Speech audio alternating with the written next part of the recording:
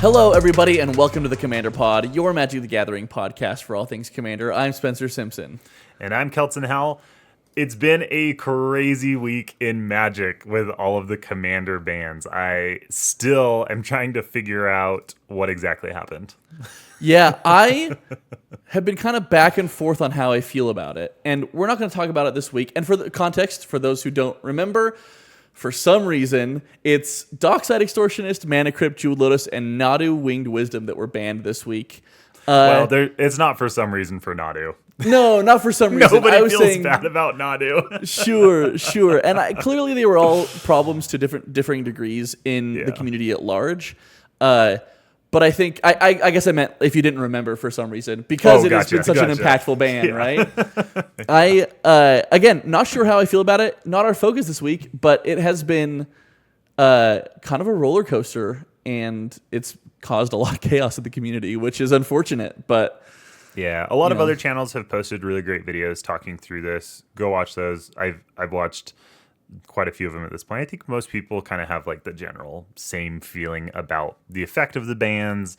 But we are going to do an episode next week on our takeaways from the bans, and especially in regards to power levels, how it actually affects gameplay, how it actually affects Rule Zero conversations, and how we should judge the power level of our decks now that there are kind of these high power cards that are removed from the system. Does that mean that those higher powers are no longer high power? Yeah, I think one of their core motivations was that people were not able to have like effective Rule Zero conversations, and so we want to address that. That's been a big goal of our channel, is to help people do that, and so we want to talk about that next week and how we can better do that, and not to dodge bans in the future, but to help make people's experience better, even and play whatever power level they want, because I think that's been a hot button point of this whole issue, right? Yeah, so until then, please feel free to comment or email us with questions, and we'll try and answer them and work it into our discussion if there's anything that you want to talk about in regards to those bans and power levels. Yeah, please. We'd love to hear what you would like to hear us talk about. But instead, this week, we're going to be talking about some other cards that see a lot of played Commander that we think you should play less. Yeah, we've kind of done an episode on the cards that you should be playing more, or like cards that are played often, why you should play them. There's also this flip side where there are cards that are probably seeing more play than they should. Yeah, and I think it's somewhat apropos this week based after the bans. Fortunately, these cards, we don't think you should play them because they are overperformant or overpowered. In fact, we generally think that they are probably underpowered, and you could be playing better effects for not a significant monetary investment, right? There's things that are around the same price, and we'll talk about them that just do it better. And so we have a list of cards we're going to talk about, but first we want to talk about why we're seeing these cards, and primarily we think it's probably due to the precon effect is what we're calling it. Kelton had mentioned that he'd seen EDH Rec talk about that quite a bit.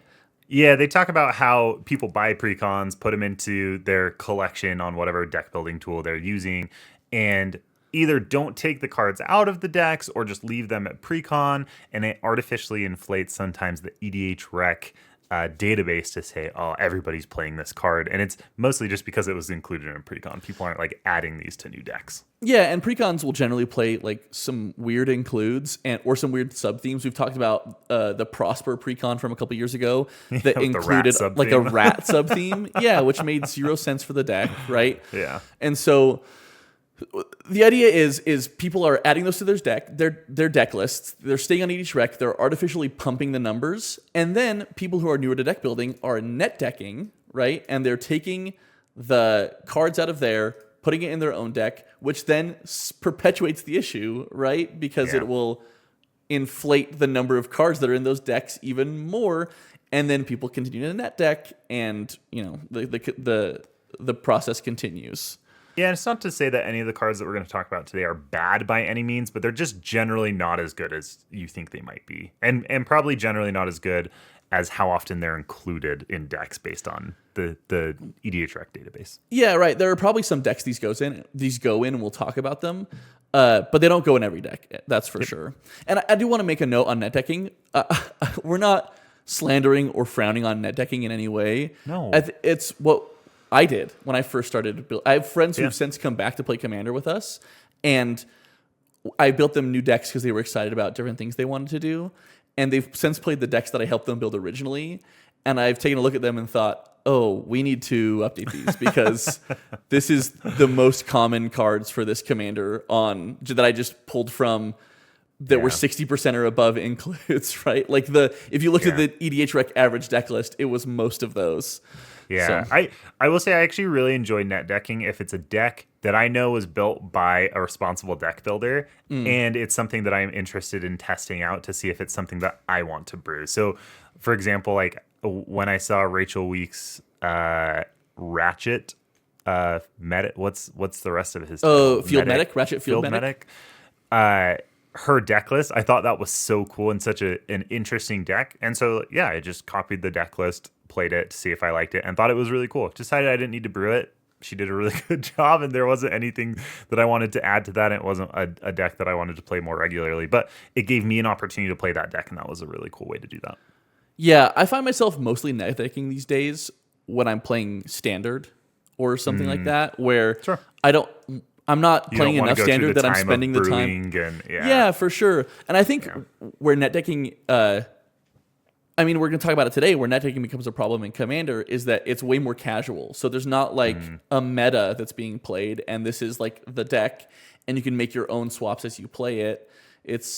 Which you can do, right, when you're playing a Commander deck, but it's people who are new that are net decking, or people who don't want to spend time deck building that are net decking. And again, it can leave you with some less efficient cards in your deck that you don't. Yes, exactly. So if you're looking to replace some of those less efficient cards, we're going to point out some cards that we think are less efficient sometimes, and sometimes we don't agree on these. We don't agree on some of these. We'll have to have a little discussion about it. Yeah, but hopefully we can give you some alternatives if we can reach a consensus on whether you should be taking these out. So we're going to talk about these cards. What we want to cover for each of them is what's good about it, because everything's going to have something that's good about it, right? There's a reason they're played in decks, and it's because they are doing things. Like, they're not do-nothing cards, right? Yeah. But then also what's bad about it, and then when you would want to put into your deck, and then present you with some alternatives. Sweet. The first cards on the list are Lightning Greaves and Swiftfoot Boots. So Lightning Greaves are 2 mana for an artifact equipment. With equip cost 0, equipped creature has haste and shroud. And if you're newer, shroud doesn't come up quite as much, but it can't be the target of spells or abilities, period. Not just ones that your opponents control, ones that you control as well. Yep. And then Swiftfoot Boots, which I for a long time considered to be the worst one, and I'm maybe coming around on that because of Shroud, and we'll talk about that in a second, is 2 mana for an artifact equipment. Equipped creature has hexproof and haste and has equipped 0. So takes a mana investment to equip it to your creature, but you can target it, which is really cool. Yeah, equip 1. I think you said equip 0. I just wanted to point out that is the big difference between Lightning Greaves and Swiftfoot Boots. Is Swiftfoot Boots does have an equip cost. I'm so sorry. I equip 1. I was thinking this one doesn't have 0, and I said 0 because it was in my brain. So these are good because they offer a repeatable, just like a static targeted removal protection for your commander. And they also survive board wipes. They're things that you can generally stay on the battlefield and that you can reuse over and over again. You can even swap between creatures if there's something else that you're looking to protect. Yeah, outside of Farewell, right? Farewell, kind of the boogeyman of just resetting everybody, right? Oh, it's so good. I love Farewell. It's incredible. I've actually never played it, and all I've heard about it is that it just hoses graveyard decks and artifact decks and enchantment decks and creature decks. Like, you mean all of them? You mean all of the decks? Hoses everything? Yeah, exactly. See, I'm also the maniac that wants like upheaval to be legal in Commander, so I don't mind that at all. Yeah, there's no advantage zone is safe with Farewell. Yeah. But typically speaking, the board wipes we're playing are primarily dealing with creatures, right? And so we talk about these being repeatable and them surviving board wipes, and that's why they're repeatable, right? Is your creature will get removed, but you can then play your creature again, and this is stuck around for you to equip for either 0 or 1 mana to protect your whatever creature you're trying to protect again, typically your commander. And then the other thing here is that it gives haste, and I think that's very frequently overlooked with these cards because primarily people are putting them in their decks for protection. They don't want their creature to be removed. Yeah, because for 3 mana, I mean, Swiftfoot Boots is going to be 3 mana to give 1 creature haste, where something like Rising of the Day just grants all of your creatures haste. Yeah, I will say that I think it's sometimes what people forget the most is not only does it give the creature you want to protect haste, it gives other creatures haste if you're done protecting your creature or if you're not worried about it. So if you're playing like a big dinosaur deck and you're protecting your commander or whatever, like say it's like Gishath, right? And so you need him to be protected and get through for combat damage, but you think you can knock a player out or win the game, you just move your boots over to whatever the next big thing is that doesn't have haste because you played it this turn. Well, now it does, and you're swinging in with the whole crew, right? That's and sweet. So I think, it's an important thing to remember. And so if your deck, I think honestly it's relevant in any deck, and I think that's part of why this one's so tempting. This one, and why it's in more decks than we think it should be, right? Yeah. So the next section is what makes them bad, right? And after we just read through all that, honestly, there's not much that makes these cards bad. So why are we talking about them? It's because they take up card slots, and you really don't want that many card slots in your deck for protection. Yeah. We've talked about the number of cards you want to play towards interaction, and these are ones that I wouldn't necessarily consider interaction because they're so proactive. So there's no gotcha factor to them. There's only like 2 effects, I think, that allow you to equip at instant speed, and so you're not going to be able to surprise my creature. Right, exactly. Surprise my creature as Shroud, and so they are very powerful. But I think the situation in which you want to run them is way more narrow, and that's why they're running too many decks. Right? It's because they're not bad. They're colorless. You can play it in any deck, but you probably don't want to, and that's why they're on this list, is because I've started taking them. I used to run it in every single deck, every commander deck. Because why wouldn't you? Like Lightning Greaves is 0 to equip. It's really, really good protection. It gives them haste. It's so, like you said, so tempting. It can go in every deck, so it's so tempting to put them in every deck.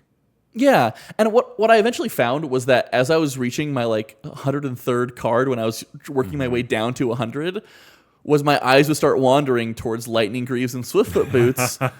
Do I really need this protection? Yeah, and do I really need both of them? Maybe I just need one. Which one is better for me? Because the thing that Kelson mentioned about Shroud, like that's one of the things that makes Lightning Greaves bad, right? Quote unquote bad, is that if you're trying to continue enchanting or equipping your creature, you can't. Yeah, like it's super deck dependent. It depends on your commander and the strategy of your deck. If you're going to be targeting things, Shroud just gets in the way, and it can be difficult. You can't move them off of your creature if you don't have another creature to move them to, and you can't do it at instant speed. So sometimes you do kind of get stuck with, oh no, now I can't target this thing. Yeah. Now, what the thought I just had, I was just listening to a Play to Win podcast about the bans. Not a Winged Wisdom goes crazy with Lightning Greaves. Greaves, yeah. So that's an example, right? It's probably the best card in the deck. Yeah, if you were playing a deck like that, where that matters, which is having Lightning Greaves is important in that deck. And there's some other decks where it is important, right? And so I think the 2 main criteria that I typically use when I'm trying to include Lightning Greaves or Swiftfoot Boots in a deck is, 1, that your commander... I'll start with 1. Is that your commander is a high priority target for removal, and you need them to stick around for like a turn cycle. Yeah, and these commanders are also, if they're this big of a threat, they're also generally kind of expensive. Yeah. They're hard to get down, and so you don't want to have to recast them because it can be very difficult to recast them. Yeah, so like an example, where one of the first decks I ever put Lightning Greaves in, or Swiftfoot Boots, was my Muldrotha the Gravetide deck, which I've since taken apart. But Muldrotha the Gravetide is 3 black, green, blue for a legendary creature, elemental avatar, 6/6. And Muldrotha says, during each of your turns, you may play a land and cast a permanent spell of each permanent type from your graveyard. And when you're playing Muldrotha, especially at a lower power table, right, you don't have a lot of free things or very cheap things to be doing out of your graveyard to get value out of Muldrotha immediately. So ideally, you play Muldrotha, and then she survives a turn cycle, right? And and Muldrotha grants you so much value that the chances that Muldrotha survives a turn cycle are just incredibly slim. Yeah, unless you have protection. Unless you have protection, Lightning Greaves is. Yeah. Yep, absolutely.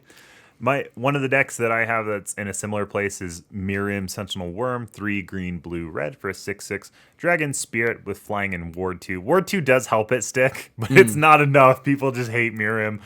Whenever another non-token dragon enters the battlefield under your control, you create a token that's a copy of it, except the token isn't legendary if that dragon is legendary. It didn't need to have that last clause, did it? Like Miriam would be really good if it didn't get rid of legendary, but it's just even better because it does get rid of legendary. Yeah, I guess if it had an ETB especially, there are a lot of them that just have like static effects that are pretty warping, and then it wouldn't be as valuable potentially. But I mean, it could have said that and then done the Rada Drobic thing and made them 2/2s. Like you didn't have to also make them giant dinosaurs. Or made them like illusions, like a phantasmal image. Oh, sure. They become the target. Yeah, that you sacrifice them. Anyways, there's a reason this card's so busted and people remove it. So you do have to have protection, like something like Lightning Greaves to be able to protect it. Yeah, because we talked about this, that the pattern with Miriam is you play Miriam and then next turn you do something. And so just because like dragons cost so much mana. Yeah, exactly. So everyone's got a turn cycle and will be spending their entire turn trying to find ways to deal with Miriam, right? Yeah. And so if you have Lightning Greaves, then they have to deal with Lightning Greaves and Miriam or wipe the entire board, which sets everyone back. So you're not in as bad of a spot. And the other criteria that we have here is that you want to run Lightning Greaves with Swiftfoot Boots if your commander needs to attack or tap on the turn that you play it. So again, the other first deck that I ever put Lightning Greaves in was my Krenko Mob Boss deck. Krenko Mob Boss is 2 red for a 3/3 legendary creature goblin warrior that has tap, create X 1/1 red goblin creature tokens where X is the number of goblins you control. If you've ever played against a Krenko deck, you know that you cannot allow Krenko to tap.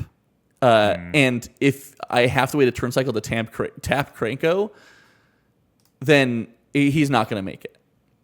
Yeah. Unless he has Swiftfoot Boots or Lightning Greaves.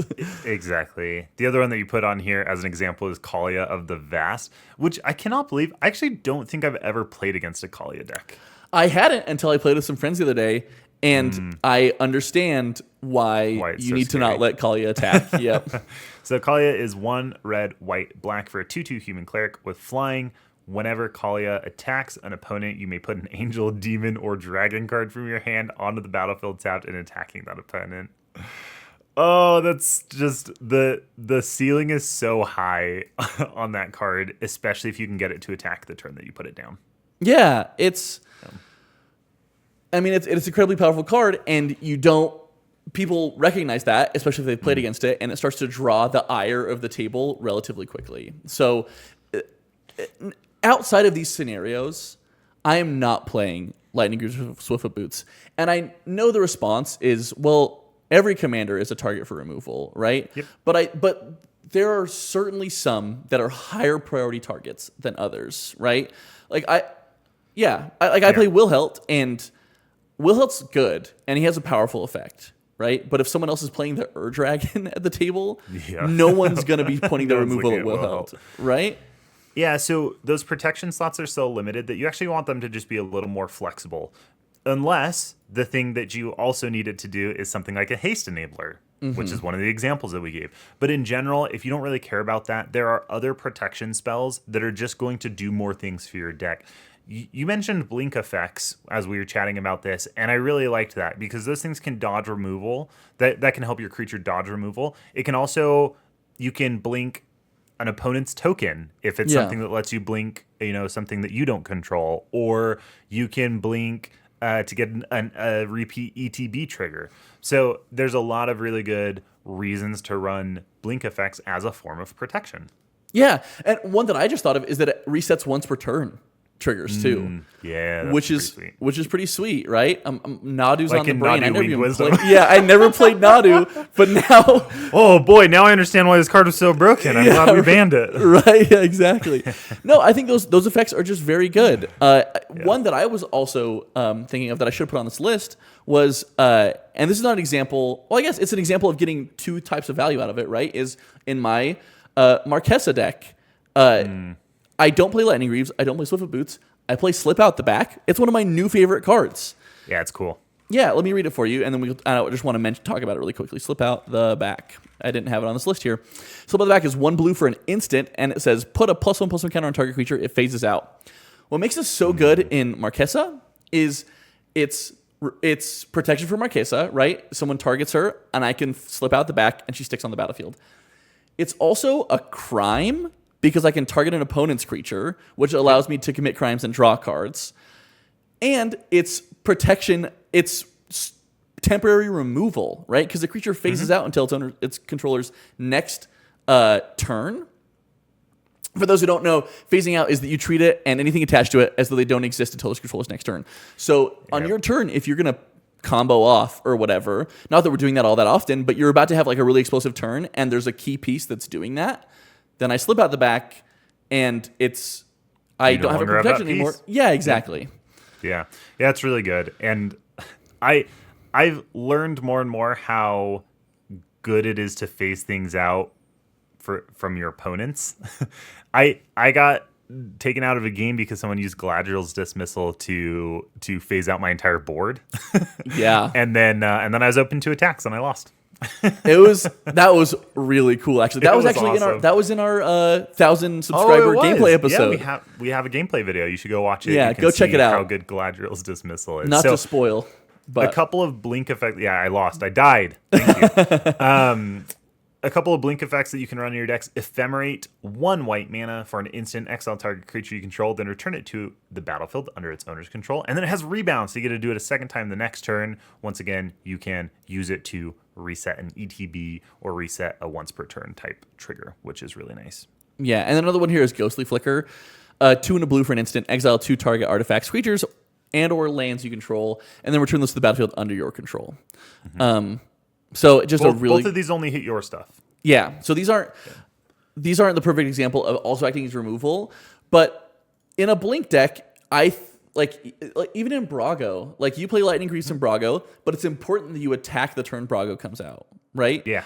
If it was just for protection, I would argue that you're way better off running both of these instead. And I did for a while. I've changed them in and out because they just have different effects. It just depends on what the deck is trying to do, and it can change hand to hand depending on like what your hand looks like. Yeah, for sure. And the other thing we have here is just protection effects. So things like Heroic Intervention, which is 1 and a green for an instant, permanents you control gain hexproof and indestructible till end of turn, and then Dawn's Truce, which is the new version of that for 1 and a white. This is the same thing as long as you gift somebody a card.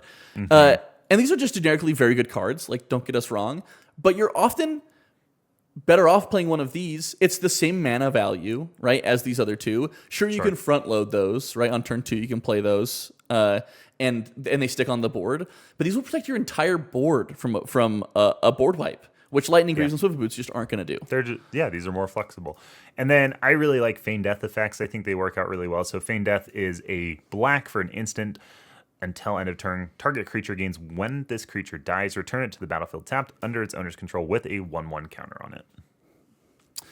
I mean, yeah, it's again, we'll dodge removal, keep your thing alive. I think these are more reactive than proactive, certainly. But again, I do think Lightning Greaves are just played too often. So if you're playing a deck where you don't need haste and your commander doesn't need just immediate protection, then you're probably better off cutting them. Put in some card draw. That's most often where I found myself was I'm playing way too much protection and I'm not drawing cards, right? The next card we have here is another one that... I feel targeted. You feel targeted by this one? No. This is what I've been... Go ahead. Go ahead. Oh, I was going to say, I've been thinking about this one recently, and I do think it is just way, way overplayed, and it does have some upsides. Don't get us wrong, but it's one that I have not played in a long time when I've been deck building, and it's Thought Vessel. Because you feel so targeted, Kelton, would you read Thought Vessel and tell us why? Yeah, so it's 2 mana for an artifact. You have no maximum hand size. It taps to add colorless mana. So it's a colorless mana rock that grants you no maximum hand size. I said I feel targeted because I do play this card pretty frequently. But where I like to play it is in monocolor decks, 2-color decks. You should not be playing this card in 3-color decks. There are many reasons not to play this card, but it can be good if you care about a 2-mana rock that enters untapped, and if you need the hand size thing. Yeah, which is not very often. We'll talk about when we want to play it, and that is one of the cases when you want to play it. And honestly, what makes it bad is that it taps for colorless, doesn't fix your mana. Outside of that, it's great. 2-mana rock that enters untapped and can tap on the turn you play it is really good. But increasing your maximum hand size. There's just not that many 2-mana rocks that enter untapped. That's why I end up playing it, is because it's a 2-mana rock that enters untapped, and I care about that in a lot of decks. For sure. I think so. The one that comes to mind initially is Brago. Mm-hmm. Right? And what's important is that it comes in untapped, and by untapped, we don't mean that it just hits the battlefield untapped, but that it can tap on the turn you play it, because there are creatures that come in untapped, right, that tap for mana. But you cannot tap them the turn they hit the battlefield. And with Brago, that's important because you blink Thought Vessel, and now it's netting you mana each time you blink it. Yeah. Whereas if it entered tapped, you've ramped with it, but you're not getting additional Brago abuse benefit, right? Yeah, exactly. So I think that's a relevant case for a Thought Vessel. I think another case that could be made for a Thought Vessel is that it is, and things that enter untapped in general, is that they allow you to double spell at some point in the mid game. Mm-hmm. So I think this is mostly relevant for a 2-mana rock. I think this is mostly relevant on turns 3 through 6, maybe 3 through 5. Just when you can potentially double spell. Yeah, well, because I think as soon as you hit 7 mana, you can play a 2-mana rock that enters tapped and also play another spell. Yeah. And so, and even at 6 mana, right? Because you have turn 6, you have 6 mana available. So if you have a 4-mana spell, which is the most common mana value, right? I'm not the most common, but a very common mana value. And ideally, if you've watched our Mana Curve episode, you have a lot of 2 and 3 mana spells. So really, it's only on turns 3, 4, and 5 for the most part that it's going to actually benefit you to enter untapped. And then the other time that it matters, so double spelling, and the other time that it matters is if you actually care about having a maximum hand size. And that seems very appealing, but it's not a high impact effect. No, because it actually doesn't come up that much. And even when it does, needing more than 7 cards in hand, it generally isn't that important. That's not going to win or lose you the game, right? Mm-hmm. Having to discard down to hand size is usually fine. Yeah, well, and sometimes it benefits you. Like, this is not a scenario you'll run into in Commander, but we were talking about this the other day because of the ban list conversations. We're going to keep going back to it because it's so recent in our memory. We'd seen a thread about, hey, what would you unban? And we talked about Gristlebrand. Someone had said Gristlebrand in a thread, and we were like, Yeah, someone had mentioned Gristlebrand and said it was so warping in them testing it out. They were like, never mind, reban it. And Kelton, you had mentioned, like, that if you have Gristlebrand, you can essentially set yourself up for a win by intentionally discarding, right? Yeah, you just don't play anything on turn 1. You discard down to hand size, and you discard Gristlebrand, and the next turn you can reanimate it. Yeah, and if you had out a Thought Vessel for some reason on turn 1, you can't get rid of your Gristlebrand. So sometimes it's right, exactly. That pregame Thought Vessel. Pregame Thought Vessel. Every time. We're rule zeroing that if you have any mana rocks, they're a gemstone caverns, and they hit the battlefield for free. So sweet. That would be crazy. No, but like cards in hand is, for the most part, the best place to have cards. Mm-hmm. But 7 cards is a lot of cards to just have in your hand. So you don't... most of the time, you can just shape a good 7, and you're not incredibly sad to have pitched any of the cards that you're getting rid of. Yes. So for alternatives, if you're like, okay, yeah, maybe it's not that good because it's not fixing my mana, and it's not... The bonus of having no maximum hand size is really not that much of a bonus for me. Here are some alternatives. I'm very passionate about 2 mana rocks, so I have a very long list of 2 mana rocks that I like to play with. We've included a couple of them here, but just a really common one, Mind Stone. Yeah, I mean, and this, people are going to roll their eyes and be like, yeah, duh, of course Mind Stone. I include this before Thought Vessel, and we get that. Like, Thought Vessel probably falls down fairly, or should at least fall pretty far down. Sometimes I don't. Sometimes I don't include Mind Stone before Thought Vessel. Okay. Even if I probably should. I just don't even like Mind Stone that much. Yeah, right. But I would argue that it's better than Thought Vessel. It is. But I'm usually also running both. If I'm running one, I'm usually running the other because I need that many 2-mana rocks. Right, and that's what I would think, is that some people do have Mind Stone higher on their list than Thought Vessel. We should read Mind Stone. Well, let's read it really quick. 2-mana artifact, tap for a colorless, or pay 1 and tap it and sacrifice it to draw a card. Yeah, so it's doing the exact same thing as Thought Vessel, except it's not giving you maximum hand size, and you can sacrifice it to draw a card later. Yeah. Like, even in response to a Vandal Blast, someone's like, I'm removing all artifacts, and you're like, sweet, I'm going to draw a card with Mind Stone. And we get that this might be higher on your list than some of them. Hopefully some of these aren't. But my argument is that even Thought Vessel should be farther down on the list than you think. And here's another one. This is one of the ones this one is just better. This one is better. This one before both of these, I think. Yeah. I don't know about. I think this one probably is pretty even with Mind Stone, and I will admit I'm not playing this in hardly any decks, and I definitely should be. And it's Liquimetal Torque. So Liquimetal Torque is 2 mana for an artifact, 2 generic mana for an artifact, which as artifacts are, and it has tap, add a colorless, and it also has tap, target non-land permanent becomes an artifact in addition to its other types until end of turn. This provides significantly more utility than you think, and a lot of them are in niche scenarios. Don't misunderstand me. Like, it's not that every game you're gonna be like, "Ha! I made that an artifact. How awesome am I?"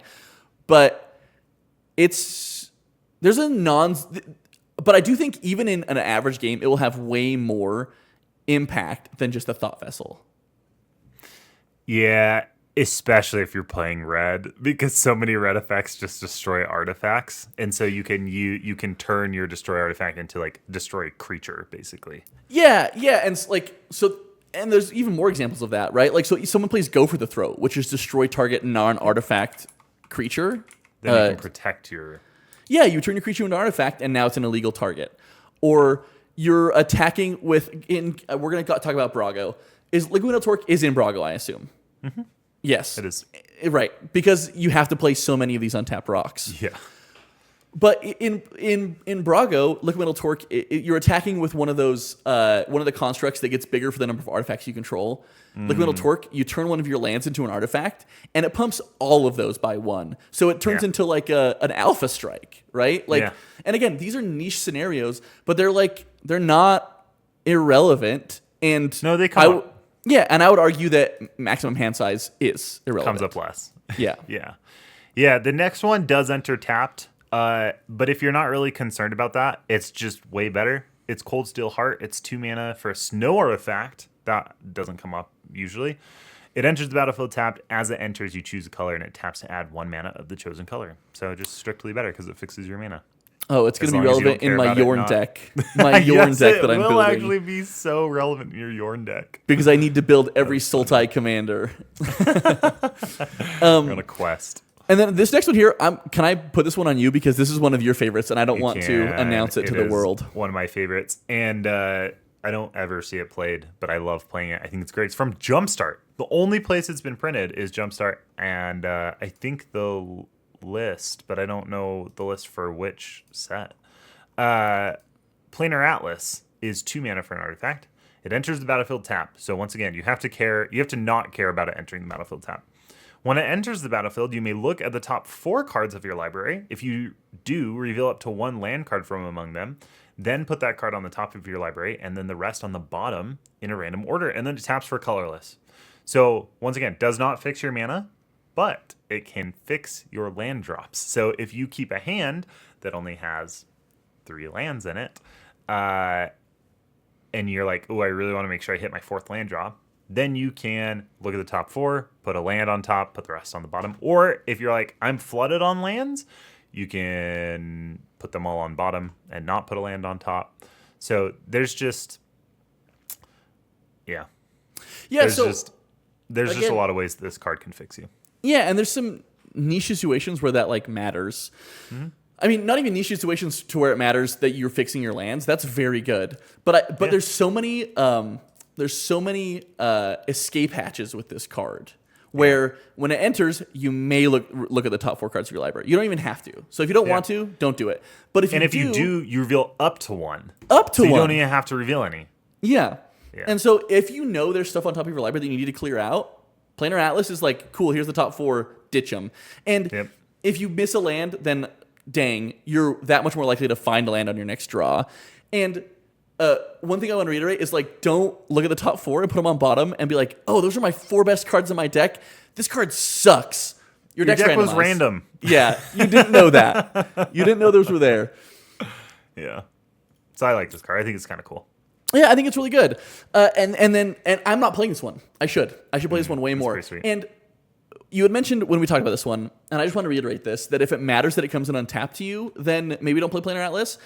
And I think our other argument for this is not only is maximum hand size not as important as you would imagine, but coming in untapped, I think, is also significantly less important than people think it is. You're going to have a few turns where it feels bad, where you're like, oh man, I wish I could play this card and use it to play another card. But in general, the reason that we're running a certain density of 2 mana rocks is often so that we'll have one in our opening hand. And a turn 2 tapped mana rock is 90% of the time totally fine. You don't need that extra mana on turn 2.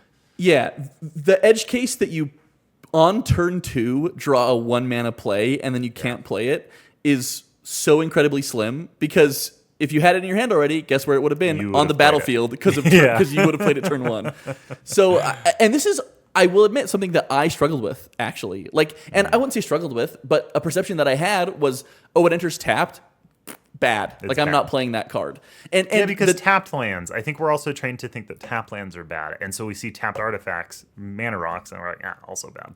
Yeah, I mean, and if it's tapping for colorless, especially, who cares, right? I understand Arcane Signet, because then it keeps up like a 1 mana removal spell or whatever if you're trying to generate value.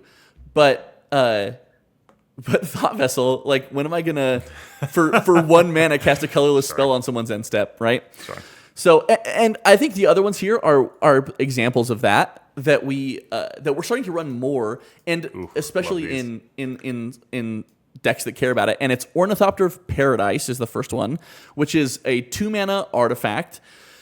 I'm going to stop saying too generic because I'll say too generic because some artifacts are colored. So true. And it's a 0/2 artifact creature Thopter with flying, and it has tap, add 1 mana of any color.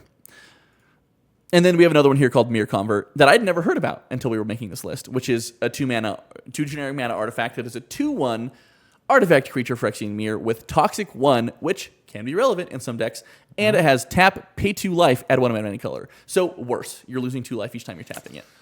Ornithopter of Paradise is just so good. Yeah. It's an arcane signet. It's an arcane signet on a flying body. Yeah, that you can't use on the turn you play it. Boo-hoo. It's... And dies to board wipes. But I think that's a good enough payoff that you should still be playing this in a lot more decks than you're probably playing it. Yeah, and then these next ones that we're talking about, the diamonds, right? Mm-hmm. On top of that, I think you should be playing these before Ornithopter of Paradise even. The diamonds are 2 generic mana. They tap for 1 color of the color that they represent. The diamond. Yeah, so Fire Diamond is 2 mana for an artifact that enters tapped, and then it taps for red. Yes. Oh, yeah, sorry. I missed the enters tapped part. And when I first was playing, again, I was like, oh, sweet Dimir Signet, Talisman of Dominance. Those are so good. Mm-hmm. Oh, the diamonds are bad. They suck. And it's like, no, you're trying to play them on turn 2, and there's only so many turns where it's relevant that they enter tapped. So, sorry if I'm beating a dead horse here. I just actually I felt passionately about this, and then preparing for this episode, I realized how passionately I felt about this. You're extra passionate about it. I love it. Be passionate. I'm also passionate about mana rocks. I love it. The next card that we're going to talk about that might not be quite as good as it gets played is Faithless Looting, which is 1 red mana, for a sorcery. You draw 2 cards, then you discard 2 cards, and then it has flashback for 2 and a red. So you can play it from your graveyard for its flashback cost. If you exile it after it resolves. Yeah. How do we say that? It's not as good as it doesn't deserve to be played as often as it gets played. There's no succinct way to say that. If we look at EDH Rec, it's in 17% of decks that can play it, that are eligible to play it. And I cannot imagine that, what is that, a 6th Yeah. I can't imagine that like a sixth of red decks want this card. No. Yeah. And it's that self-perpetuating factor, right? Where someone looks up a deck on EDH Rec and they see, oh, Faithless Looting, that's a great spell to play in my deck. And it ends up not being as good as they think. But I think we should just also this year, just like in the last year and a half, whatever, it's been printed in Modern Horizons 3 Commander, Outlaws of Thunder Junction Commander, The Lost Caverns of Ixalan Commander, Tales of Middle-earth Commander, The Brothers War Commander.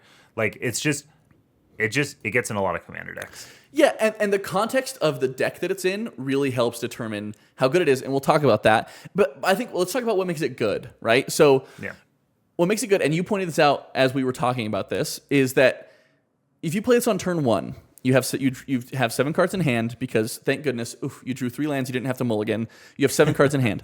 And maybe you have 2, and that's when Faithless Looting feels good, right? Is you have 2 lands in hand, I may not be able to hit my 3rd land drop.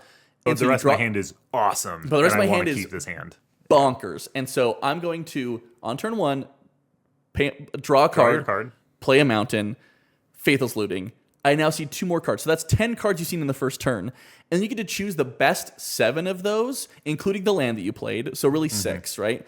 Yep. The best 7 of those to keep in your hand or on the battlefield. Versus if you don't play Faithless Looting turn 1, you've seen 8 cards and you get to keep 8 of them, and one of them is hopefully land and you get to be on the battlefield. So that's like good, right? That's not bad. Yeah, it's letting you see 2 extra cards, you're just down 1 card. Yeah. Yeah, and I think that effect is best on turn 1. Right, where you kind of. I think it feels good on turn 1. Yeah, it allows you to keep a suboptimal hand, and I think there are arguments against that. Where like we even had a comment that was like, "This is like a noob trap," and I disagree. I think like, in certain scenarios, right? Like we're saying don't run this in every deck, but because its ceiling is on turn 1, unless you're getting some additional benefit from it, and that leads us into what makes it bad, which is your card negative. You're being able to see more cards at the cost of just pitching a card. Like it's card selection is a good thing. It's a positive, wonderful. There are other ways to get card advantage than being down a card. Yep, absolutely. So when would you want to play this? In decks that can actually get the value out of having played it outside of the best time to play it, which is turn 1.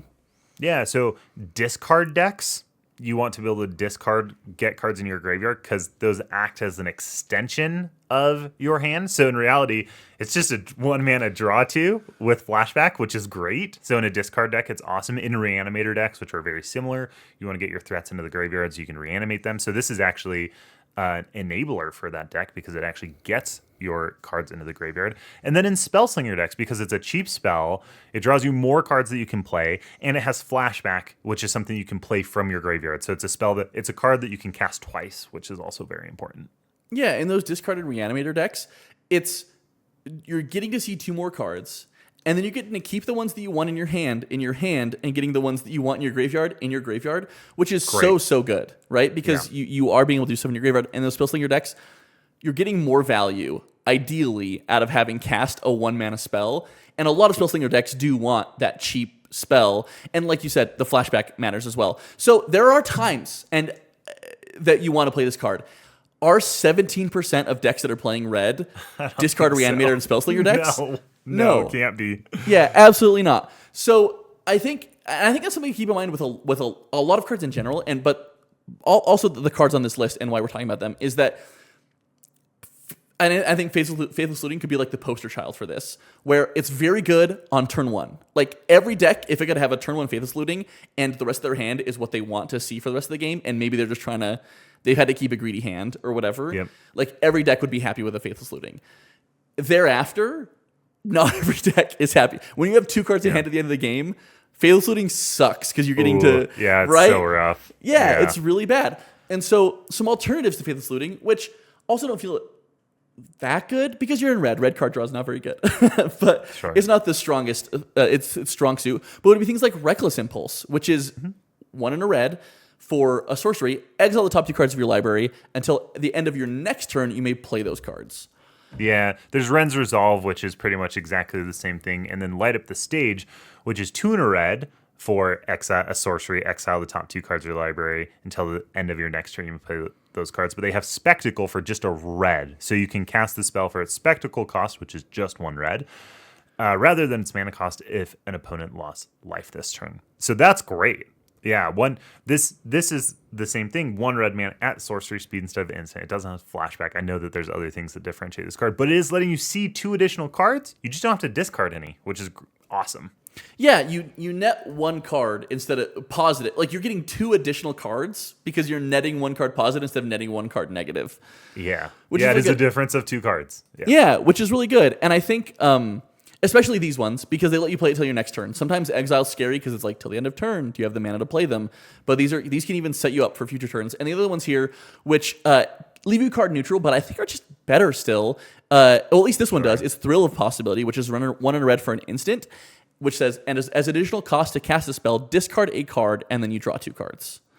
Yeah, so I will say the downside here is that you do have to discard the card first. You can't discard one of the cards which you've drawn, which you get to do with Faithless Looting. One that's even better is Demand Answers. 1 in a red for an instant. As an additional cost to cast a spell, you sacrifice an artifact or discard a card, and you get to draw 2 cards. So this was from Murders at Karlov Manor, where you had a lot of clues flying around, so you could discard, or you could sacrifice a clue instead, and get to draw 2 cards, and boy, that's a pretty good effect. Yeah, who would have thought 1 year later they'd print a strictly better version of Thrill of Possibility? Yeah, it's pretty sweet. Yeah, I mean, it in a pinch, right? It gives you what you like. You likely would have an artifact on the battlefield because you're playing red, and that's how you're going to ramp in red. And in a pinch, you're throwing that away to just see 2 new cards, and they're in your hand. And I think they're just, in most cases, better than... And you'll be playing these in addition to Faithless Looting in a Spellslinger deck, almost certainly, or in a discard or reanimator deck. In a discard or reanimator deck, yeah. Yeah, but these, I think, are just generally good outside of those strategies as well. And then the last one here that I put on this list, and please don't get mad at us for this, are Scrylands. Like, you're up on Scrylands right now. Like, you've had a resurgence of playing Scrylands. Yeah. So, I will say, in a later turn... And your land enters tapped, and you have no lands. You're hoping to draw a land to hit your land drop, and it's a scry land, and you can't play the 5-drop because it's a big groan. It's a big groan, and so these again are best on like turn 1. Let me read Temple of Epiphany. It's please. a land that enters the battlefield tapped. When it enters the battlefield, you scry 1, and then it taps for a blue or a red in this case, and there's a whole cycle of them. So every color pair has its own temple. Its own tap land that scries when it enters. Yeah, and they're not phenomenal because they enter tapped, right? And then it goes on the bottom of your library if you don't want it, which is worse than the Surveil lands. Yeah, the Surveil lands are so good. Also from Murders at Karlov Manor. Yes, and they're not fetchable either, right? Which I think if they were fetchable, they'd be even better.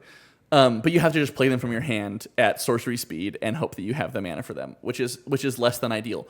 But I think they serve a similar purpose to Faithless Looting on that turn 1 and are still a land drop. Like, it'll maybe set you behind a turn in the sense that, like, it doesn't tap for mana the turn that it comes out.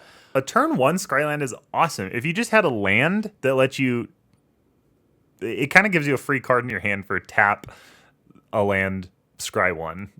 Like, it just gets you extra card advantage on turn 1, which is so good. Yeah, and even after that point, even though if you're trying to play something on curve, it can feel bad because now you can't play it because you played a tapped land. Like, you're still playing a land for your turn. Like, you're not just throwing a card into the garbage to see 2 more cards. You're playing a land and still seeing an additional card that you might want. So yeah, I think they're good. I would play these before Faithless Looting in a lot of decks. I'd probably play the Surveil lands before the Scrylands, but the Scrylands are also just so much cheaper. Sure, yeah. 100 times cheaper or whatever. Yeah, right. Let's talk about Chromatic Lantern. That's the next one on the list. We also have differing opinions on this one. Yes. Yeah. So this is one I added to the list, and I had taken it out of some of my decks. And, well, let's talk about it. So Chromatic Lantern, I'll read it for us, is a 3 generic mana for an artifact that says lands you control have tap, add 1 mana of any color, and it taps for 1 mana of any color. So Sweet. 3 mana rock that fixes your mana and then fixes your mana some more, like and ramps you. It's great. Yeah. I think it's great in like 4 or 5 color decks, and I mean, even then, I don't know how much I'm playing this. I was going to say, maybe we don't really disagree on this one, because I also think it's really good in 4 and 5 color decks, but I don't think you really think it's that good in 4 and 5 color decks. Yeah, and I think I think you've somewhat flipped me on this, but it's because, the caveat is, in our play group, we like to play with a good mana base, right? Yeah, so we rule 0 in all the shocks and fetches and the good lands for people to play, because we just want people to play their cards and not have to worry about spending a lot of money on mana bases. Yeah, there was a really good Reddit thread that you sent me where someone replied to, like, if someone asked a question about mana bases and like whether it's like you're playing a good mana base, is it powering up your deck that much? And the response I really liked, and partially because it aligned with my worldview and explained it very well, was that a good mana base isn't accelerating your game. It's like making your game more consistent, right? It's different than Mana Cryptid Jewel Lotus. Which is what we want. Like, we want that in our play group. We want people's decks to be able to perform consistently. Yeah, we want people to have a fun time and not have... It reduces non-games, whereas Mana Cryptid Jewel Lotus accelerate games, and surprise, surprise, that's why they got banned, right? Yeah. We're not banning good mana bases because they're not making an uneven play experience. Yeah. Yeah, so, exactly. That's why I don't like to play this card. Yeah. I still think it can be really good. You're right, though. Like, what's bad about it? It's a 3-mana rock, and I don't like 3-mana rocks. There's a very short list. I told you I have a long list of 2-mana rocks that I like to play. I have a very short list of 3-mana rocks that I like to play. There's just better 2-mana rocks. So it doesn't always, but it can also skew your deck building, where it can make you feel like your deck's playing really consistently, and really you just had a Chromatic Lantern that was fixing all the colors of your deck. Right, you put in you've happened to draw your Chromatic Lantern, and then you tried to play Doomsday Excruciator, and you had all black pips because you had a Chromatic Lantern, right? Yeah. Don't put that in your 5-color deck, and I think it can sometimes reinforce that, which is not good. But it is like, it does fix you, and especially, I think your argument was that like in low power decks, right? In low power 4 or 5 color decks, it's appropriate. Yeah, I think that's when you should play it. Once you play this card, low power, mana intensive decks, 4 or 5 colors, especially decks that have cards with a lot of pips in them. I think that's when you want to play Chromatic Lantern. But if I'm playing a 3-mana rock, I want it to do a lot more than this. Like, I really like, what's the mirror? What's the red? Cursed Mirror? Cursed Mirror, thank you. I really like Cursed Mirror. I think it's a great card. Like, I'll play that as a mana rock all the time. It's sweet. It's a copy effect that also will tap for mana later. When you play it, it gives you a ton of value, and then it's a mana rock. It leaves behind a mana rock. So this one, like, is pretty narrow. It's just not doing that much for you. Yeah. When do I think you should play it? I don't know, like as a last resort, potentially. Yeah. We mentioned 2-mana rocks, and let's talk about the 5-color decks as our example. In a 5-color deck, you have 10 2-color signets and 10 2-color talismans, right? So the point at which I'm deciding to include Chromatic Lantern is, do I need 25 pieces of ramp? Probably not. Yeah, but Spencer, you're assuming that your rocks and your lands. So let's say all of your lands tap for 2 colors, and let's say that all of your rocks tap for 2 colors. Great. You're assuming that you've drawn rocks and lands that all tap for different colors. Sure. Like, I have just seen so many 4 and 5 color decks get hosed because, like, they only get Selesnya color lands and rocks and stuff. And it's like, that's what this smooths out. Like, I think that this really fixes that for those decks, which I think is why you should play it in 4 and 5 color decks. Yeah, and again, in a 5-color deck, we're rule zeroing in good mana bases, and that makes 5-color decks so good, because if you have 10 fetches and all the triomes, right, you're just then like, it's generally not an issue. You're off to the races by like turn 3, and so I do understand that. I do understand that. Well, I don't understand that because we're zeroing in, but I have seen that happen, right? I've seen people get screwed on their mana base, and it's been people in our play group where we do rule zero in the mana bases, and so I think that's why my stance is a little bit like, it can incentivize the lazy deck building, quote unquote, where, like, cool, I'll throw in some signets and talismans, because oh no, I got screwed, so now I'm going to put in Chromatic Lantern. Well, it's like, okay, you have 2 of each color pair for in combination with a talisman and signet, right? Don't just put in random signets and talismans. Like, look at your... They should match the mana costs in your deck. Yeah, exactly. And so I think even if you're not fetching and getting like the right colors of lands, ideally you're building your mana base and you're building your talismans and signets such that like you can do that, and you have plenty of options to do so. But I will cede that like this is a flawed argument. This is a bad. If only I could find a Reddit thread where someone agreed with my worldview exactly, I'd share it with you, and we'd preach it as gospel on this episode. Amen. Well, there are other alternatives. You mentioned the talismans. You mentioned the signets. There's just also ramp, just like non mana rock ramp, like Cultivate and Kodamas Reach, that just go get you the lands and the colors that you need. Like, that's also going to do a lot for you. Yeah, we've tried not to talk about actual cards that only fit in certain colors with these things. But our presupposition with this card is that Chromatic Lantern is the name of it, is that you're already playing multiple colors. Yeah, exactly. So, and that could not include green, right? I was just thinking, like, what 4-color commander would I want to play that didn't play green? Like Brea? Like, what is the Yortiller? Okay, sure. Yeah. So I had an Akiri Line Slinger and Silas Renseeker deck that did play Chromatic Lantern because I couldn't play green to fix my mana. It's a lot of the partners. It's all partners and then Brea. Brea is like the only non-partner commander that doesn't have green. Right. Okay, so I guess my question is, would you play this?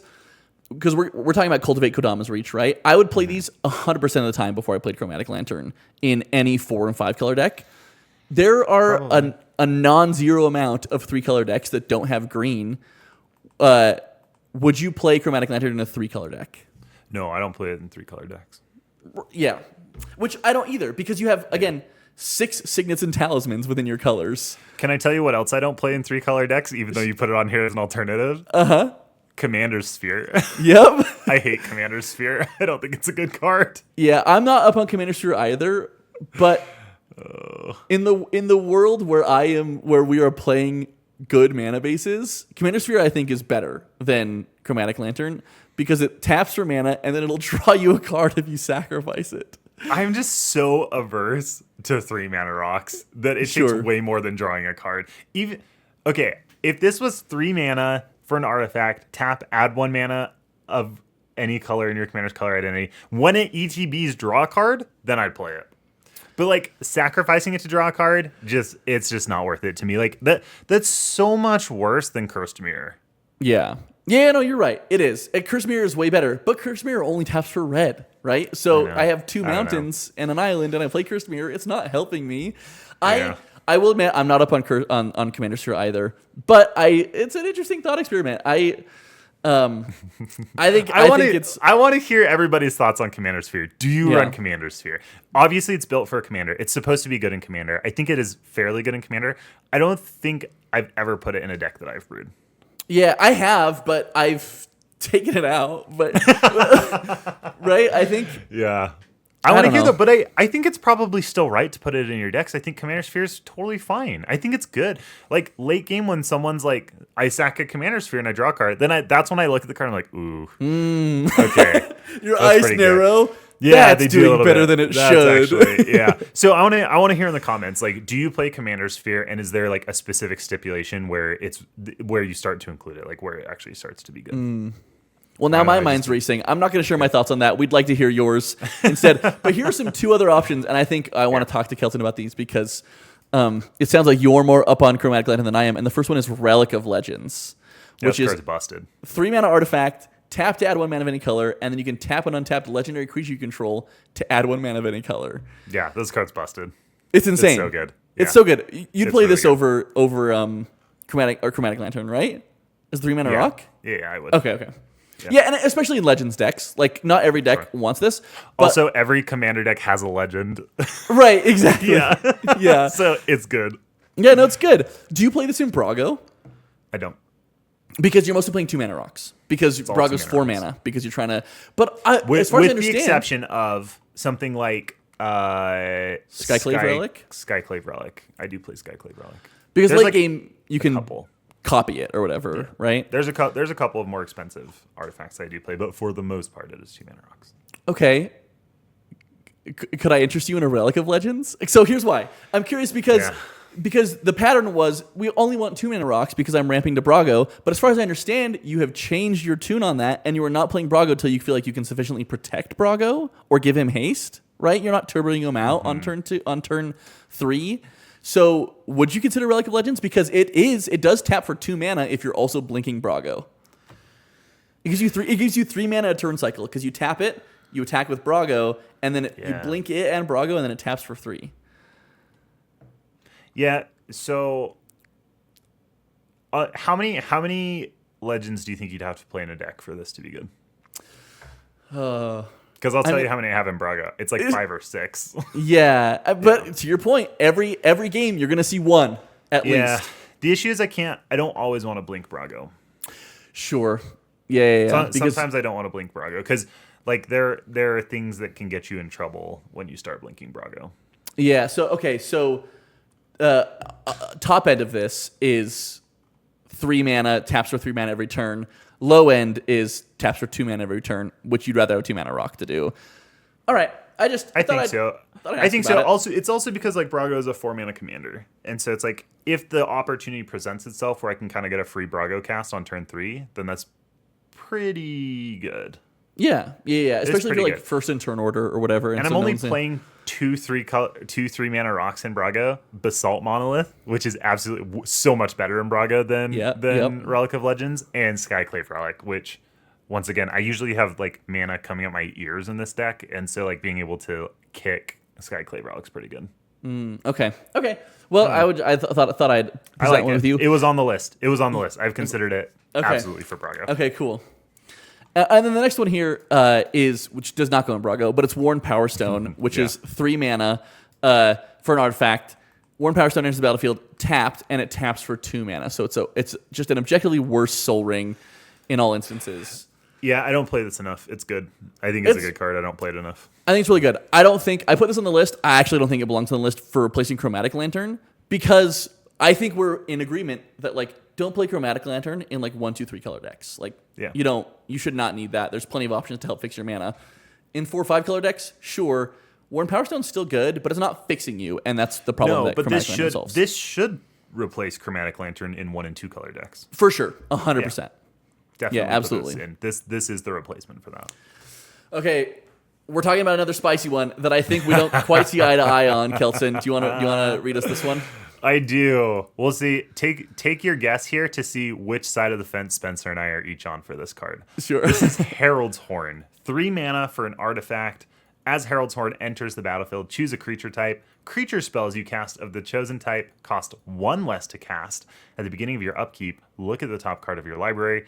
If it's a creature card of the chosen type, you may reveal it and put it into your hand. I don't know, man. Sounds pretty good to me. I bet this card's about $5-6. I was gonna say it used to be, but it's actually back up to that. Oh, is it really? It's over $4. Yeah. I mean, and I will. This signals to players who have not played with it or are newer that it's good, and that is like. Yep. And again, why it's probably played in more decks than we think it should be. And that's why it made the list, is we both are in agreement on this. As I was researching Herald's Horn and alternatives for Herald's Horn and reading it and thinking about it, I was like, wait a second, this is actually maybe better than I think. So what makes it good is that it can discount your spells of a certain creature type and maybe draw you some cards, right? Can we talk about the difference between discounting spells and just providing being a mana source? Yeah, please. So 3 mana, this is not a 3 mana rock, right? Because a rock produces mana. So if it was 3 mana, tap for 1 mana of any color, it would be significantly worse because this can potentially discount mana across multiple spells. So if the dream is you like in the same turn are able to cast 3 spells that share a creature type with the chosen creature type, and you're now discounted 3 mana. This is now tapped for 3 mana. It's produced 3 mana worth of value. Yeah, it's a Basalt Monolith that untaps on your turn because you were able to pay for 3 colorless of those things. Now, what makes it not so good is that doesn't happen very often. You're not... generally, discount is better, right, than it is. ramping. Generally, it's way more powerful. Yeah, except that it doesn't fix you. So it's especially powerful in low color decks, which is why what are they called? Medallions. The medallions are so good, right? But generally, this does not perform that well because it's not discounting all spells. It's discounting only creature spells of that type. Creatures are generally kind of expensive, or some 2-mana creatures might have multiple pips, right? It's not discounting your 1 or 2 mana creatures. Your 3-mana creatures, it's discounting. And by the time you've cast Herald's Horn and you're casting either multiple 3-mana creatures or 4 or 5, for the most part, this will discount 1 mana value in a single turn, which turns it into a 3-mana rock that taps for 1, right? I'd rather just have a Worn Power Stone. Yeah, right, exactly. I mean, I would too, right? Yeah. The best case scenario for this is that it's a Worn Power Stone, right? Because, I mean, the best case scenario is you cast 3 things, okay? Let's, like, Pie in the Sky Unicorn scenario. Okay, but I think on average, your best case scenario is 2. You cast 2 things in a turn. You double spell with 2 creature spells that are of the chosen creature type. Yeah, okay. Yeah, so that's typically your best case. And it enters untapped, which is great because it's not tapping for mana, right? So virtually it's a Worn Power Stone that enters untapped and draws you a card at the next upkeep, right? Now, to be able to do that, you need, like, I don't know, say it's 2 creatures that are 2 mana, and so you need 5 mana to do that, which is not that bad, but you also need 2 creatures that share a creature type that are 2 mana. So at worst, this is a 3-mana rock that, gives you a colorless a turn. Yeah, and you also have to have a creature of that type on top of your deck. Right. Like, there's just so many things that have to align for this card to hit its ceiling, where, like, at worst, it's a 3-mana rock that taps for colors or doesn't do anything. Because if you don't have a creature spell that you can cast in your hand that shares a creature type, this doesn't produce mana. Yeah, this discounts mana only for creature spells of the chosen type. So, like, if I just have instants and sorceries or enchantments or artifacts or anything other than that, this does absolutely nothing. Yeah, you're cooked. That's bad. Yeah, no, it is. Yeah. No, sorry, go ahead, please. I didn't mean to interrupt you. No, so, yeah, on average, it's a 3-mana rock. And that replaces itself, right? Let's say on average you have a creature of that spell type to cast every turn, right? And then maybe once over the course of the game you hit a creature of that type to put in your hand. Okay, but what you've just described to me is Commander Sphere, and I don't play Commander Sphere. A 3-mana rock that replaces itself. I don't play that card. And so, like, Herald's Horn, I feel like is such the price of Herald's Horn and the fact that Typal decks are so popular make this card look really, really good. And I think people immediately dream of the best case scenario where they're multi-spelling with creatures of that creature type, getting huge discounts, and then every turn they're drawing an extra card.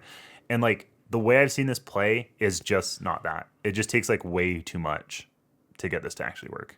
Yeah, I think to your point, it's people are playing it, so it's perpetuating itself, but it's getting printed in, like, every Typal precon. Yeah, it gets printed. Herald's Horn's getting printed a bunch. So, okay, we disagree. I agree with you. Like, I'm not playing this card. I'm playing it in 0 decks right now. Yeah. But as I was reading about it, like, when I think about the average, the average is still just Commander Sphere, kind of, except this stays on the battlefield, right? You don't have to sacrifice to get the value. Yeah, I mean, okay, so I will say, like, I'm building a Morphon deck right now. It goes in the Morphon deck. It makes tons of sense to put in the Morphon deck. It's going to be very good in the Morphon deck. That's the one deck that I even put this card in. Like, it's just so narrow.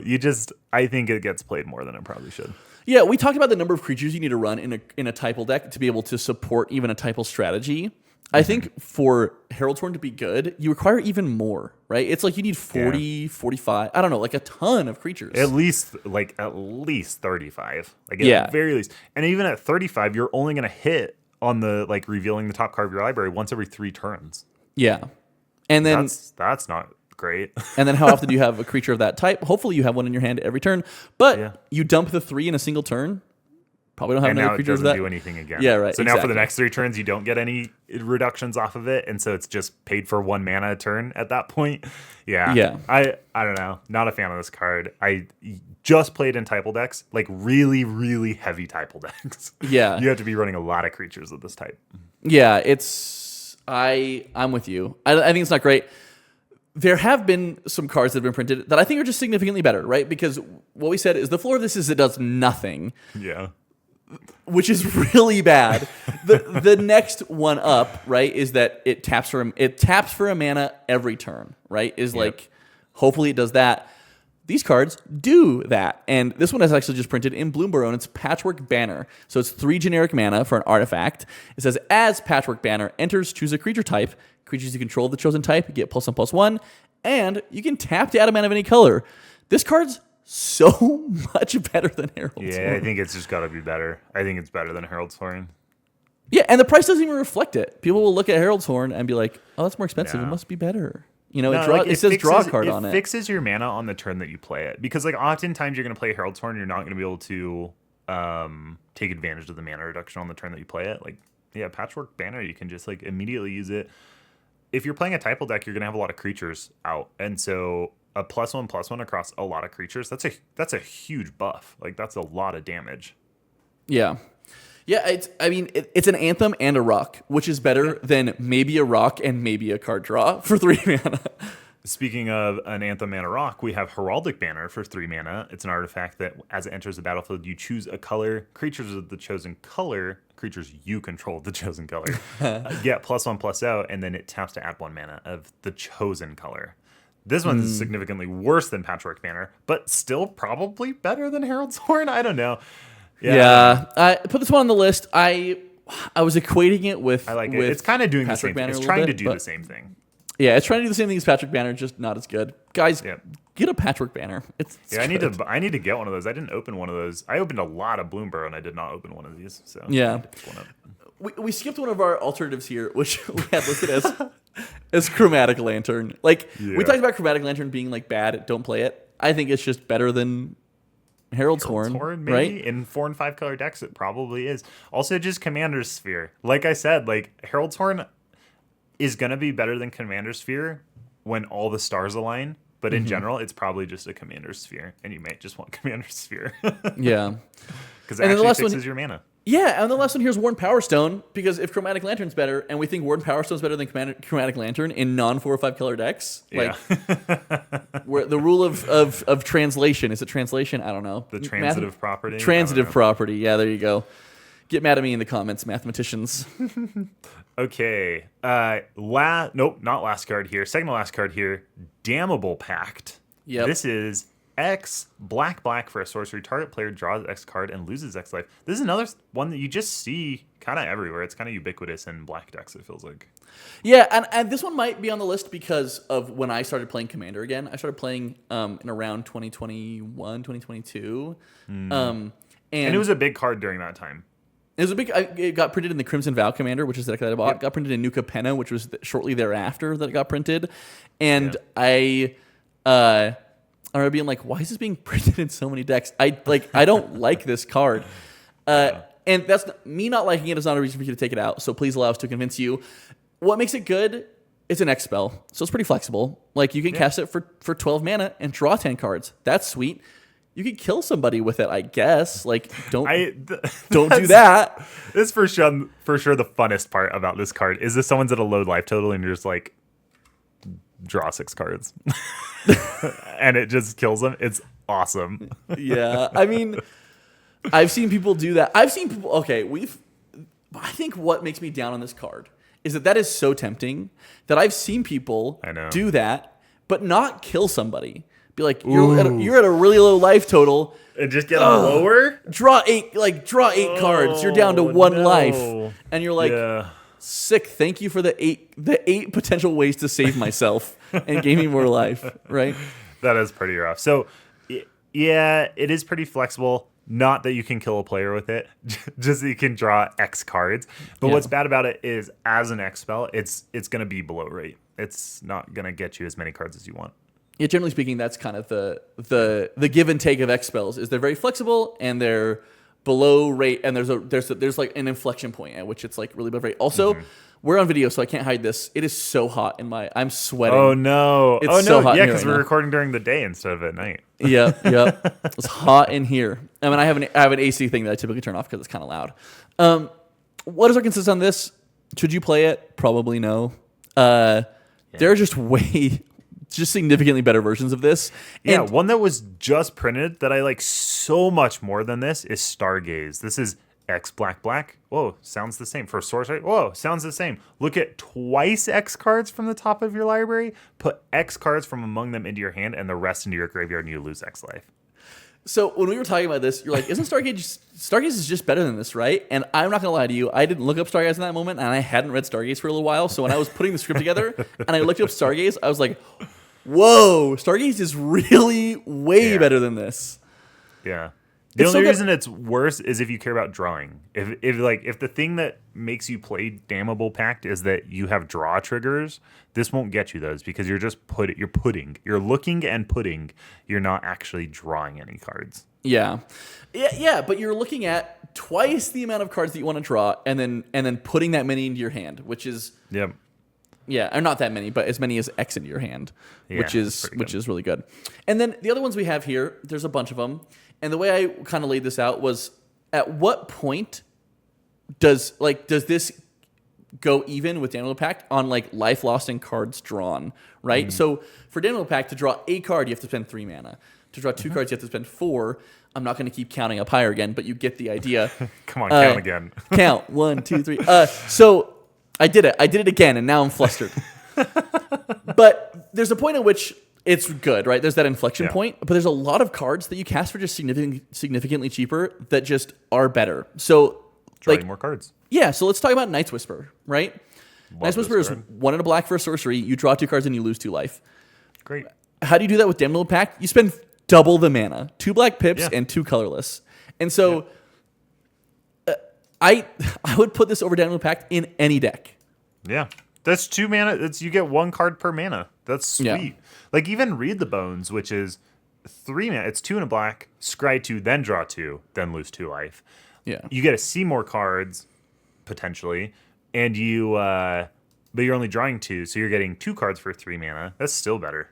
Yeah. I mean, scrying, what do people say? Like, you have to scry twice for it to be a card? Half a card? Yeah. So it's 3 mana for 3 cards, kind of. And to do that with Damnable Pact, it's been 5 mana. So you're just 2 mana ahead with almost all of these. If we're looking at 4 mana, Liliana's Contract, this is 5 mana. I'm so sorry. This is 4 cards, though. For 5 mana, Liliana's Contract is 3 black, black.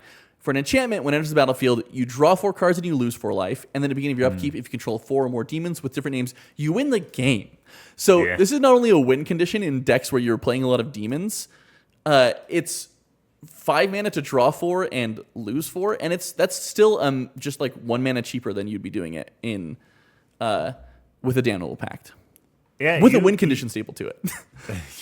Yes, which sometimes comes up. There was a card that I'd never read before, I don't think, that you put on here. Promise of Power is 2 black, black, black. So 3 black pips, a little harder to cast. Sorcery, choose 1. You draw 5 cards and you lose 5 life. So 5 mana, draw 5, lose 5. Okay, that's, once again, even at higher mana value, this is just better. Or you put an XX black demon creature token with flying onto the battlefield, where X is the number of cards in your hand as the token enters the battlefield. Here's the real kicker. It has Entwine 4, so you can choose both of those if you pay for the Entwine cost. So for 9 mana, you get to draw 5, lose 5, and then create something like a 9/9 with flying, which is pretty sweet. Yeah, I mean, I think I'd also play. It's 1 more pip, so it's harder to cast, right? But I'd still play this over Damnable Pact. Like, it's really cool, and the art is so freaking dope. Yeah, it's pretty cool. That's really cool. Yeah, the demon token that goes along with it is pretty cool too. Oh, really? I have to look it up. Oh, that's so sick. Yeah, we're going to have to show that on screen too. That's sweet. Cool. So Damnable Pact probably just isn't going to cut it anymore, especially since they've printed Stargaze, which was new with Bloomburrow. So if this was in your deck, it's probably just a relic of Commander days gone by, and you should probably just take it out of your deck. Yep. Agreed. Next. Last one. Decimate. Ooh, boy, Decimate. 2 red, green for a sorcery. Destroy target artifact, target creature, target enchantment, and target land. This is another one that just gets put in a lot of Commander decks, I feel like. For sure. And the most recent version actually has this reminder text because I think it was a source of confusion for a lot of Commander players. It says, you can't cast this spell unless you have legal choices for all its targets. This was one that I feel like tripped up newer players a lot, and it was something that more experienced players frequently had to explain. And then newer players would be like, "Oh, this isn't good," and they take it out of their decks. Yeah, and like it's easy to think that it is good, Because Yeah. like in the scenario where your opponents have an impactful creature, artifact, enchantment, and land, then you've hit the jackpot and you're hitting all of them, right? Yeah, 4 mana, remove 4 things. That's a Yeah. great rate. That's 1 mana per thing, and it's all on one card. Seems really good. Really, really good. The chances of all of your opponents having those things That are good targets. is really low. And then, I mean, targets at all, right? So if they're bad targets, like sometimes it just feels bad, right? Like Yeah, I if kill nobody's these played a 3 mana things. rock, it's uncastable. Right. Right. Yeah. Just dead card in your hand. Yeah, fully. And if someone has, you're like, cool, I hit your mana rock, I hit your big creature, and I hit your big enchantment, and then I nuke your island too. Like, Yeah, that feels so bad.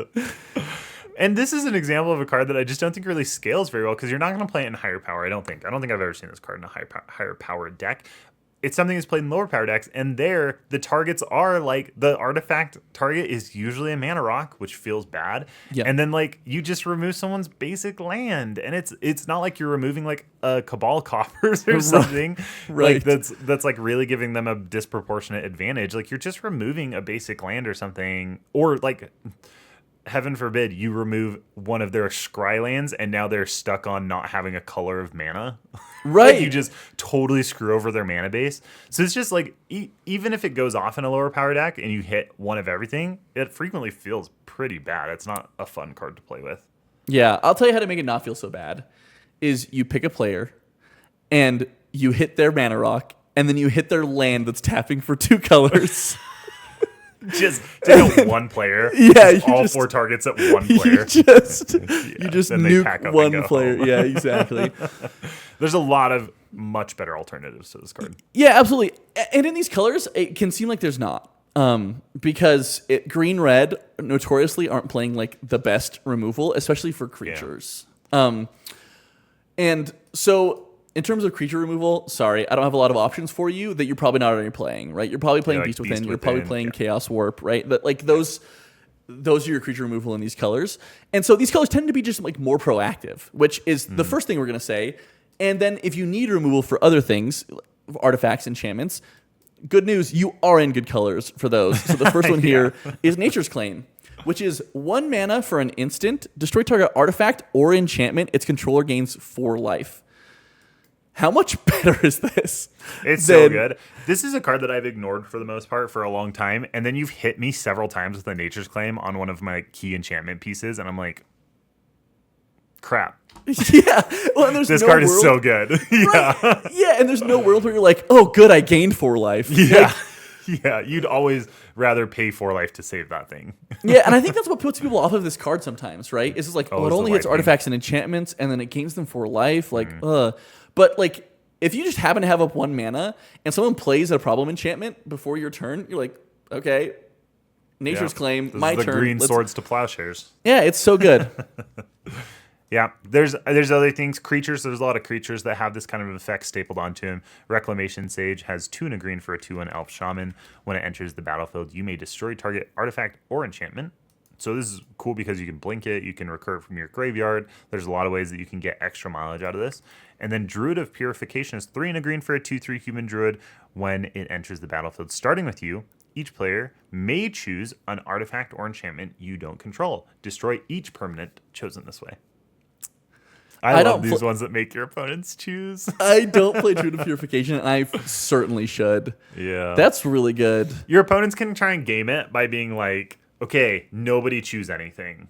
Like, because then I just 'cause paid it's 4 May. mana for a 2/3, and I get to destroy one permanent. But or 1 artifact or enchantment. But the person that I'm destroying their thing, they're going to be so heavily incentivized to also make someone else suffer so that it feels... And then the last person can just screw everybody over by choosing something. So That's my favorite thing about these vote cards is there's an absolute prisoner's dilemma type thing, and you're not separated. The choices aren't secret, but the last person knows what everyone else has done, and so they could be like, okay, they've all voted. I will not be punished for voting against them in any way. It's pretty awesome. Yeah, just a good card. I mean, play this over Decimate, please, because I know you need to get creatures. I know you need to kill creatures. You're playing Gruul, for heaven's sake. Like, whose creatures are making it so that you can't just run them over? You just turn yours sideways. Yeah, exactly. That's how you kill creatures. Yeah. Player removal over creature removal for sure. And then you have Nature's Claim for when someone's like, oh no, I'm going to play a Ghostly Prison so you can't attack me. Yeah. Right? It's very good. I do think that card, I need to put that in some decks. I don't have that in enough decks for sure. Yeah. Yeah, and Ghostly Prison, actually, now that I mention it. That one's a fun one. That's also a good card. Awesome. Well, thank you all so much for listening. Hopefully this gave you some good thoughts for cards that you might have in your decks that you just left in there from the precons, and maybe you've never thought to take them out. There are better solutions for a lot of these cards. Let us know what other cards you think suffer from this precon effect, or just for whatever reason have been played for a very long time and they just don't cut it anymore. Yep. Everybody, thank you all for listening. We will see you next week. We're going to share how we think these really huge bans are impacting our philosophy of power levels, how we can have better Rule Zero conversations.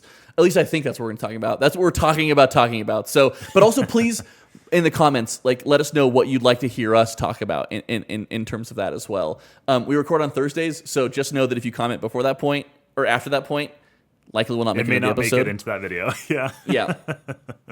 But please, so incentive to interact early. We also thank you for always interacting. We are so happy to see all of you people who are commenting regularly, people who comment intermittently or are new and are just giving us comments. We really appreciate it. So check us out on thecommanderpod.com. Send us emails if you have questions for us. You can also comment if you have questions for us. And until next time, remember to always pay the one.